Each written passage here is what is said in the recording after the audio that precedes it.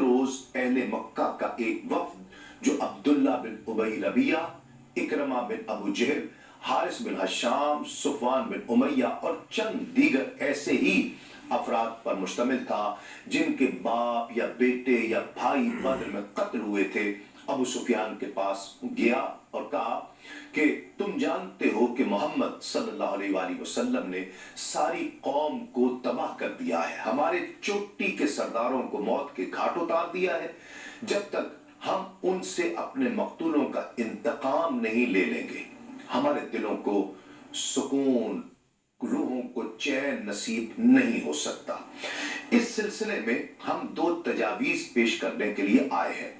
पहली दरखास्त तो ये है कि आप हमारे लश्कर की क़यादत कबूल कर लें, और दूसरी दरखास्त ये है कि उस जंग के अखराजात के लिए हमारे साथ माली ताउन करें, और इसकी आसान सूरत यह है कि उस तिजारती काफिले का असल सरमाया उनके मालिकों को वापस कर दिया जाए, लेकिन इस मर्तबा जो नफा हुआ है वो तमाम लोग उस वॉर फंड में जमा करवा दें ताकि जंग के अखराजात आसानी से पूरे किए जा सके।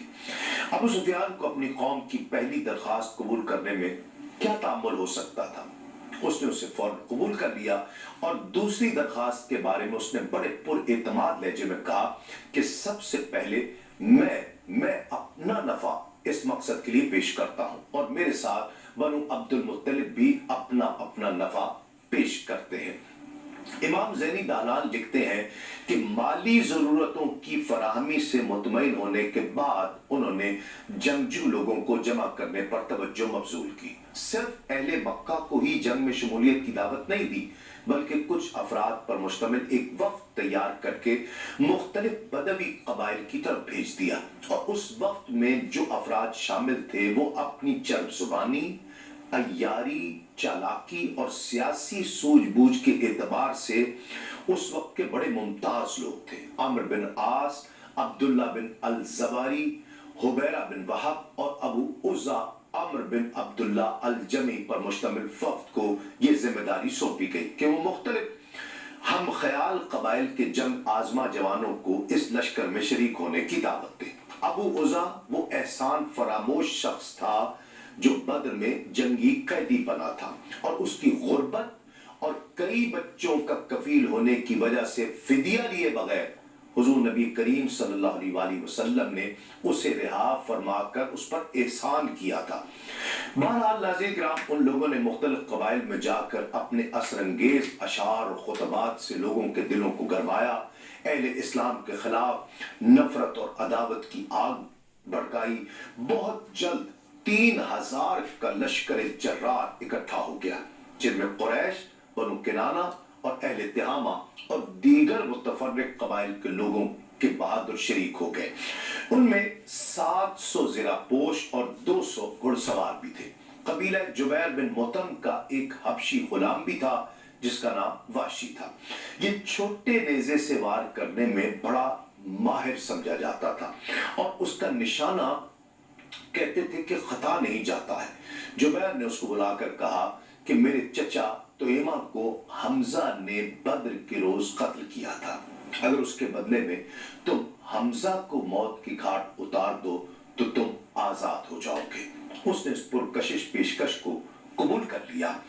इमाम हलबी लिखते हैं कि हुजूर नबी करीम सल्लल्लाहु अलैहि वसल्लम के चचा जान हजरत अब्बास रज़ियल्लाहु ताला अन्हु ने अभी तक इजहार ईमान नहीं फरमाया था। उन्होंने बनी गफार के एक आदमी को मुनासिब उजरत दी और उसे कहा कि खत ले जाओ और हुजूर की खिदमत में जाकर पेश करो।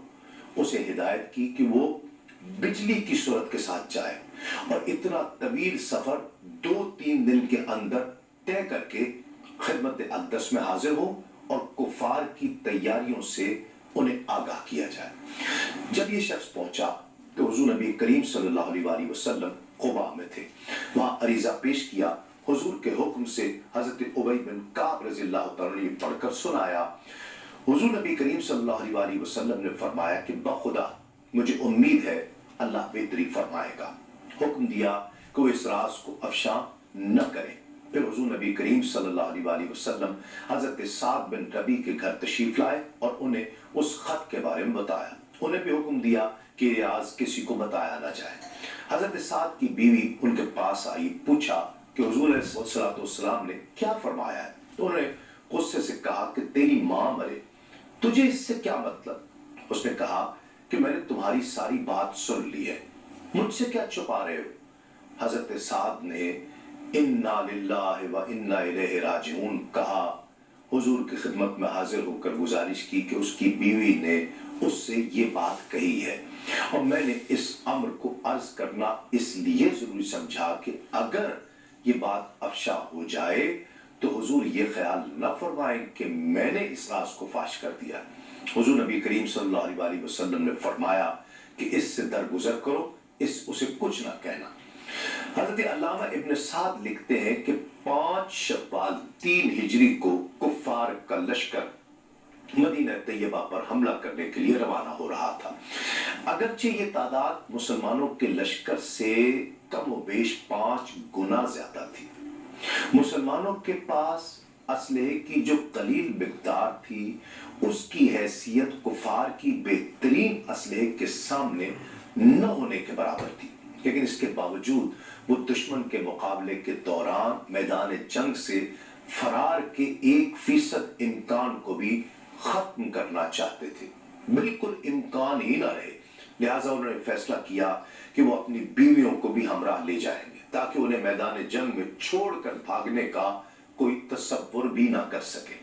ان کے بڑے بڑے سردار، عالی خاندان سے تعلق رکھنے والی اپنی بیویوں کو بھی اپنے ساتھ لے گئے۔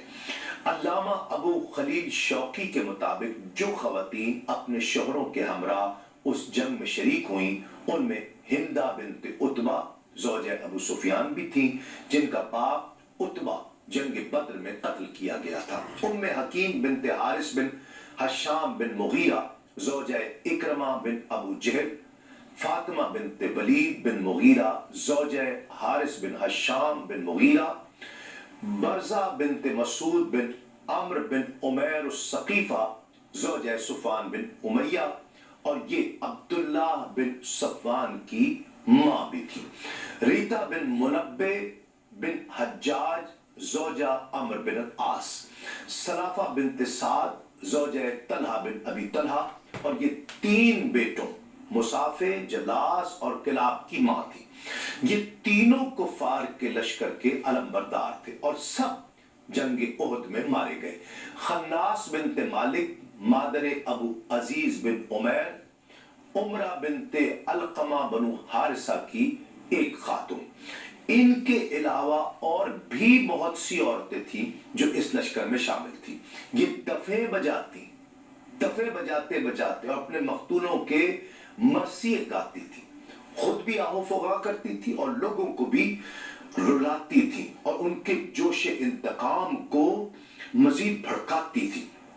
ہندہ ابو سفیان کی اہلیہ جب بھی وحشی کے پاس سے گزرتی تو اسے یہ کہہ کر ابھارتی کہ واہ واہ اے ابو دسمہ ہمیں بھی شفا دو اور خود بھی شفا پاؤ، یعنی حسب وعدہ حضرت حمزہ بن عبد المطلب کو شہید کرو۔ ناظرین کرام، ایسا ہی ہوا۔ امام ابو یوسف الصالحی لکھتے ہیں کہ کفار کا لشکر جرار مدینے پر چڑھائی کرنے کے لیے طوفان برق و باد کی طرح بڑھا چلا رہا تھا۔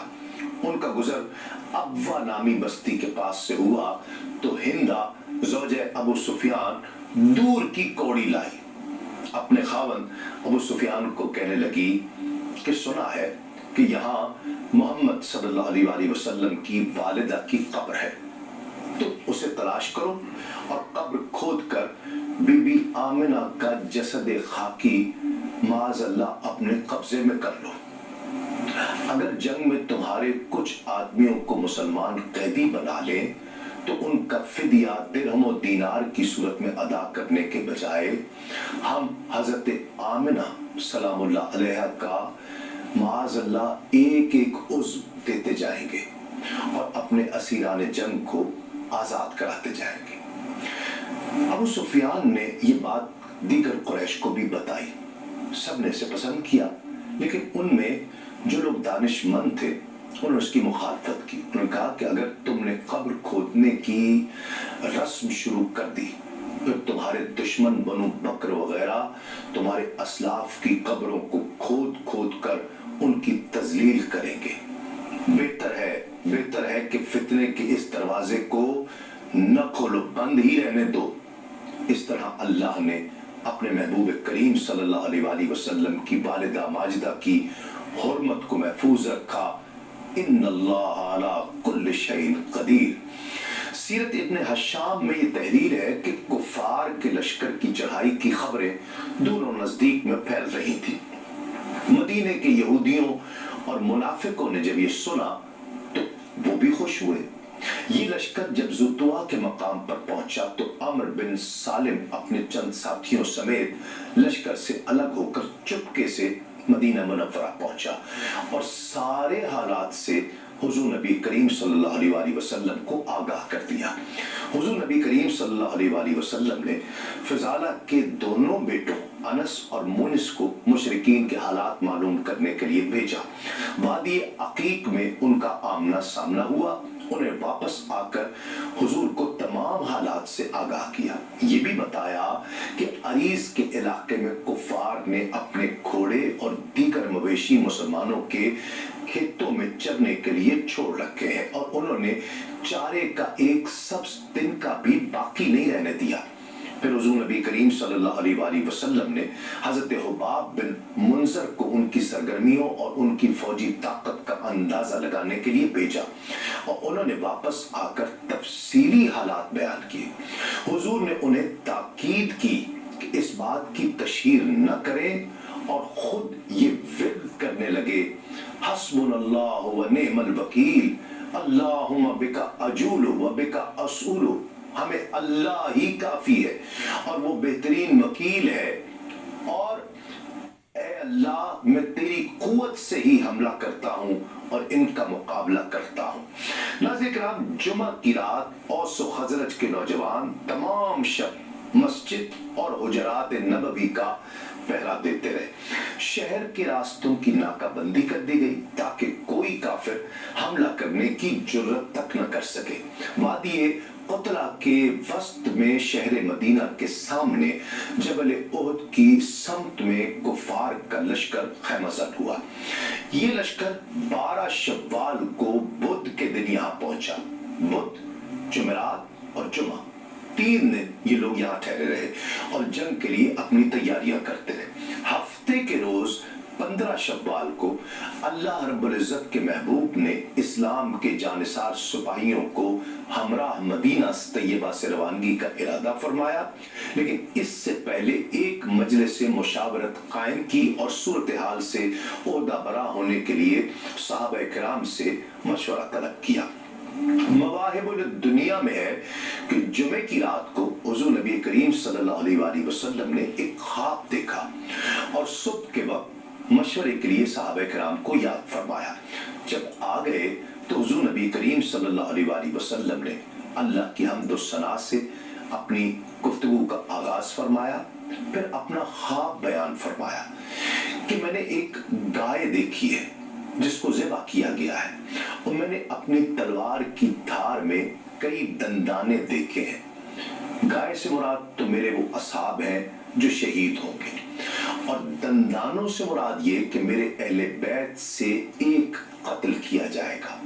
پھر میں نے دیکھا کہ میں نے اپنا ہاتھ ایک مضبوط زرہ کے اندر ڈالا ہے اور میرے نزدیک زرہ سے مراد شہر مدینہ ہے.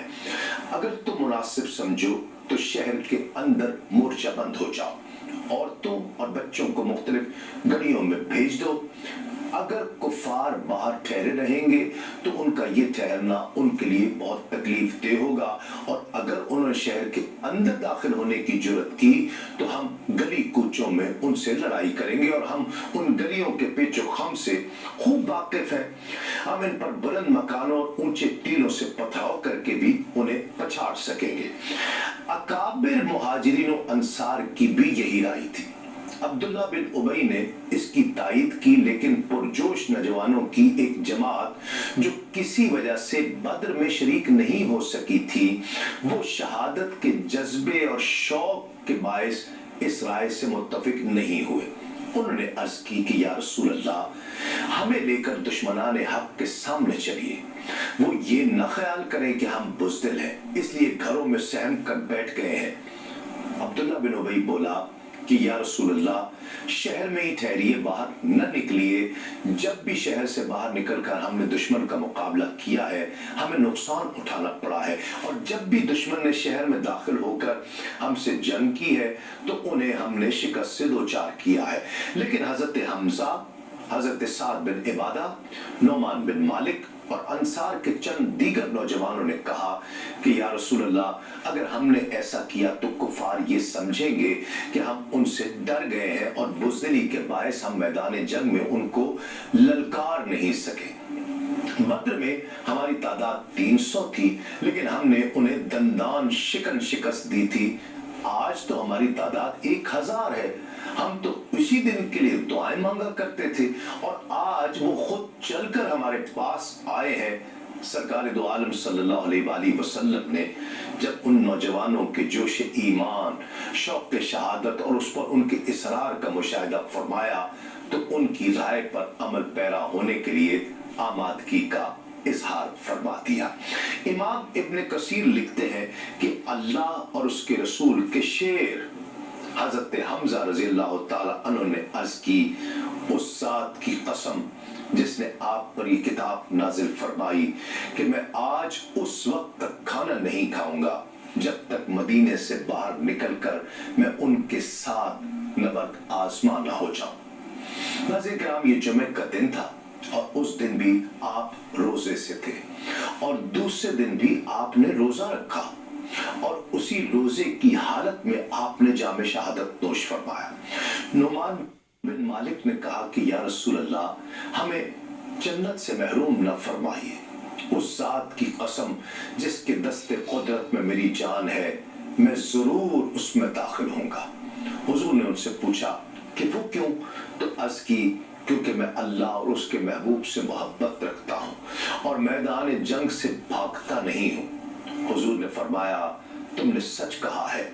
ये सहाबी भी नाज़रीन किराम उसी दिन शहीद हुए।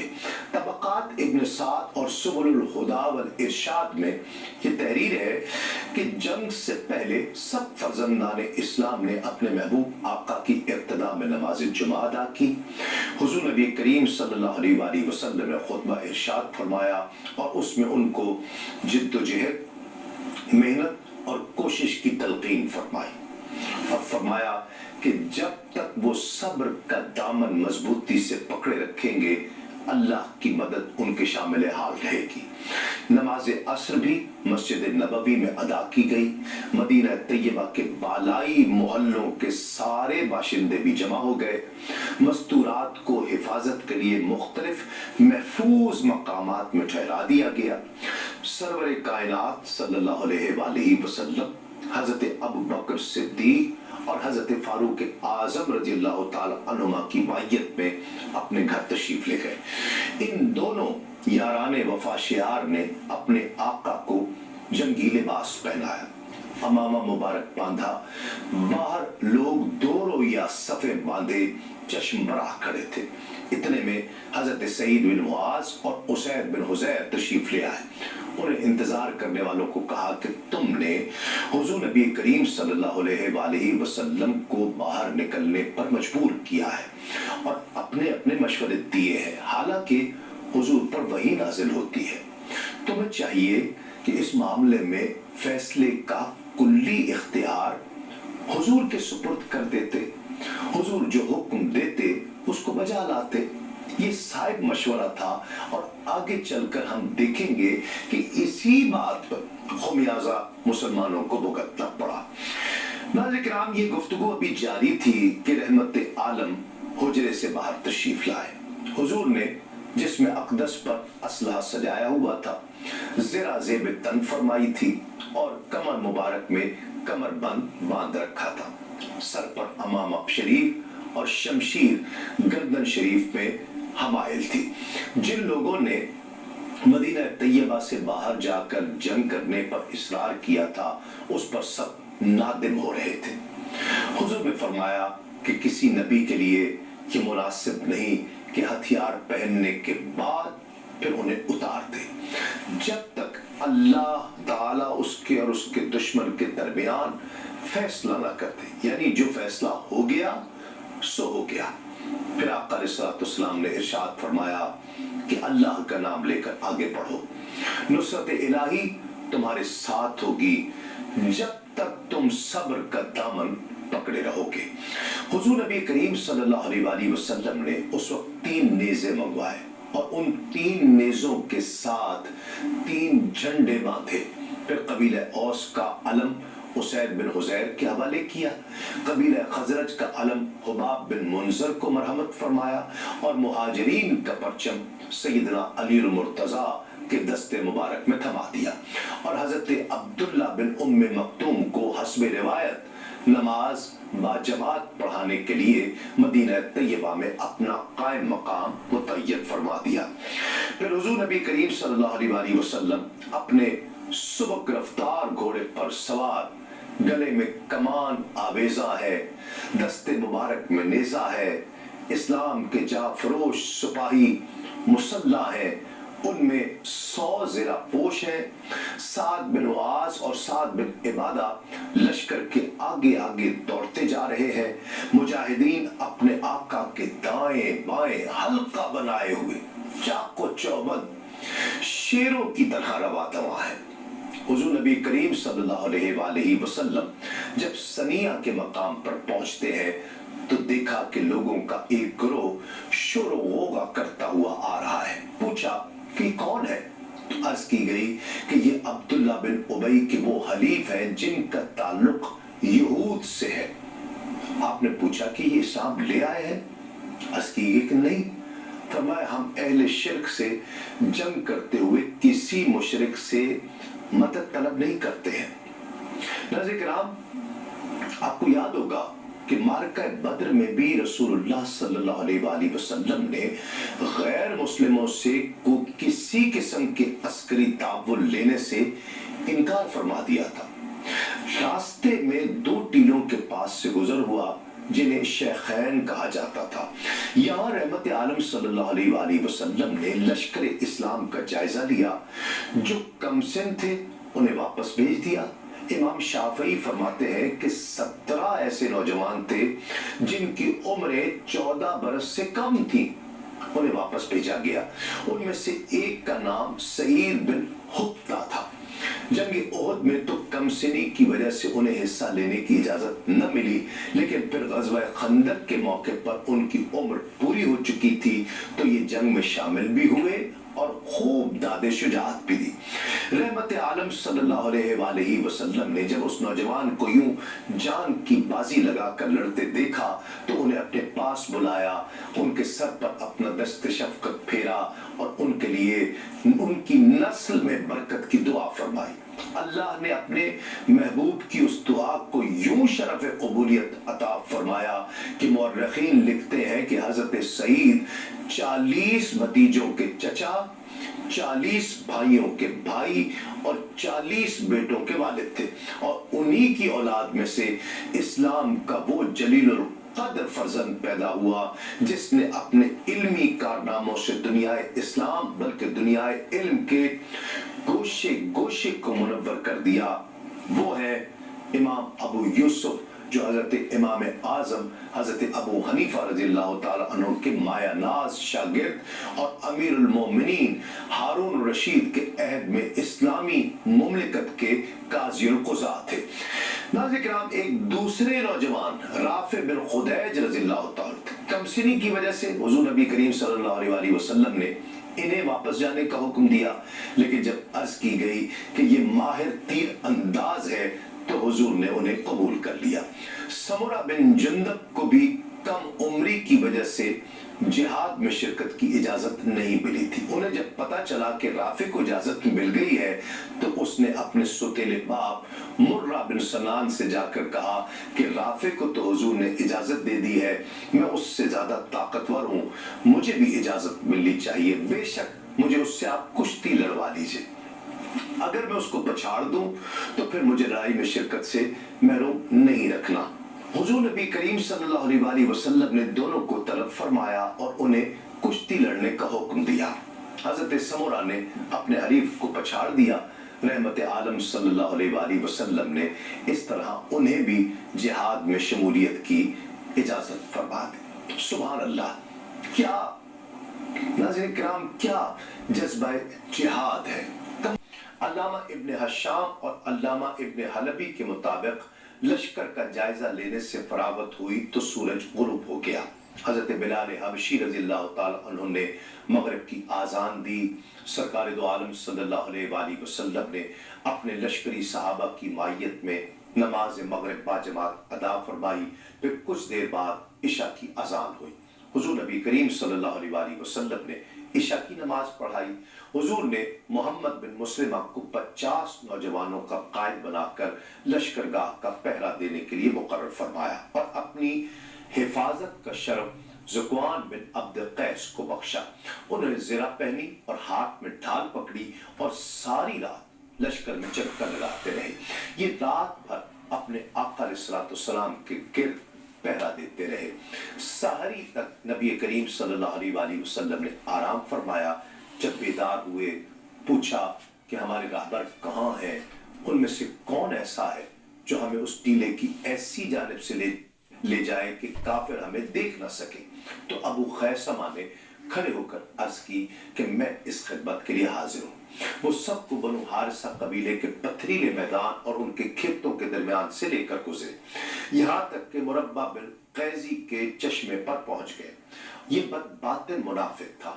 इसे जब हुजूर नबी करीम सल्लल्लाहु अलैहि वसल्लम के गुजरने का पता चला तो जमीन से मट्टी उठा उठाकर मुसलमानों के चेहरों पर फेंकने लगा और कहने लगा कि अगर आप अल्लाह के रसूल हैं तो मैं आपको इजाजत नहीं देता कि आप मेरे मकानों के दरमियान से गुजरे। लोग दौड़े कि गुस्ताख को कत्ल कर दें, लेकिन हुजूर नबी करीम सल्लल्लाहु अलैहि वसल्लम ने फरमाया इसे कत्ल न करो, इसकी सिर्फ आंखें ही अंधी नहीं है, इसका दिल भी अंधा है।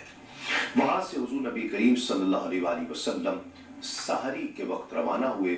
जब हुजूर शौत के मकाम पर पहुंचे तो रईसुल मुनाफिकीन अब्दुल्ला बिन उबई अचानक अपने 300 हवारियों के साथ लश्कर इस्लाम से अलग होकर वापस जाने लगा।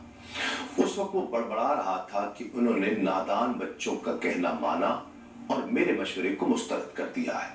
हम बिला वजह अपने आप को हलाकत के घड़े में क्यों फेंके। नाज़रीन, वो इस नाजुक लम्हे में लश्कर इस्लाम से कट कर वापस चला गया। उसके अपने हम कबीला हजरत अब्दुल्ला बिन हराम रज़ियल्लाहु ताला उसको समझाने के लिए उसके पास आए और कहा कि मैं तुम्हें खुदा का वास्ता देता हूं कि अपनी कौम और अपने नबी को ऐसे नाजुक वक्त में न छोड़ो जब उनका दुश्मन मैदान में मौजूद है। आओ हम अल्लाह की राह में जिहाद करें और उनका दिफा करें। उस मुनाफिक टोले ने कहा कि ये महज कुव्वत की नुमाइश है, कोई जंग नहीं होगी। अगर जंग होने का इम्कान होता तो हम हरगिज वापस न जाते। जब मुनाफिकीन ने उनकी मिन्नत समाजत का कोई असर कबूल न किया तो हजरत अब्दुल्ला बिन हराम ने फरमाया कि जाओ फिर खुदा तुम्हें बर्बाद करे। ए अल्लाह के दुश्मनों, अल्लाह ताला अपने नबी को तुमसे बेनियाज कर देगा। उस वक्त सूरह आले इमरान की ये आयत मुबारका नाजिल हुई। अल्लाह की ये शान नहीं कि मुसलमानों को इस हाल पर छोड़े जिस पर तुम हो, जब तक वो नापाक को पाक से जुदा न कर दे।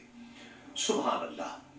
अल्लाह रब्बुल इज्जत की मसलहत थी कि उसने मुनाफिकीन को बर वक्त पीछे हटा दिया। अगर ये लोग मैदान जंग में साथ छोड़ते तो शायद नुकसान की तलाफी मुमकिन न होती। ऐसे नाजुक नौ मौके पर इतनी बड़ी तादाद का अलग हो जाना रईसुल मुनाफिकीन अब्दुल्ला बिन उबई की तरफ से बड़ी खतरनाक और हौसला शिकन चोट थी। नाज़रीन किराम, उसका ये ख्याल था कि लश्कर इस्लाम इस चोट की ताब नहीं ला सकेगा और बाकी मानदा लोग भी बेदिल होकर राह फरार इख्तियार कर लेंगे। लेकिन شمع جمال مصطفی صلی اللہ علیہ وآلہ وسلم کے پروانوں کے جذبہ جانثاری کا اندازہ لگانے میں اسے دھوکا ہوا تھا۔ منافقین کے الگ ہو جانے کے بعد لشکر اسلام کی تعداد اب 700 رہ گئی۔ اس وقت بعض انصار نے عرض کی کہ کئی یہودی قبائل ہمارے حلیف ہیں، اگر آپ کی اجازت ہو تو انہیں مدد کے لیے بلا لیں۔ رحمت عالم صلی اللہ علیہ وآلہ وسلم نے فرمایا کہ ہمیں ان کی ضرورت نہیں ہے۔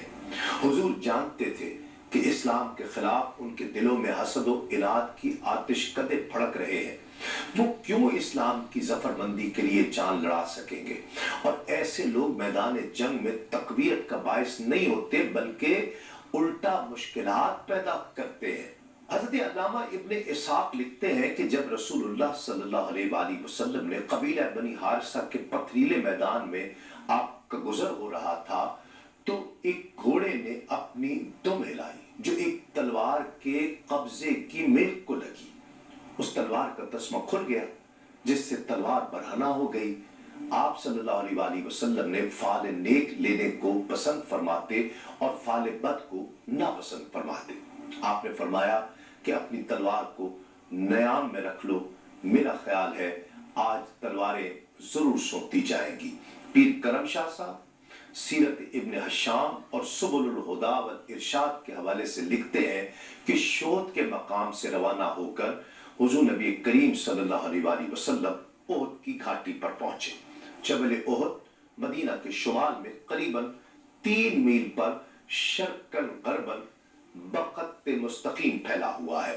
اس کے جنوبی جانب وسط میں گھوڑے کی نال سے مشابہ خلا ہے جو کافی وسیع ہے، یعنی جہاں سے پہاڑ پیچھے کی طرف ہٹ گیا ہے۔ اسی کا ذکر کرتے ہوئے سیرت ابن حشام میں ہے کہ آپ صلی اللہ علیہ وآلہ وسلم ایک گھاٹی میں اترے۔ یہ مقام وادی قنات سے پہاڑ کی جانب اونچائی میں واقع ہے۔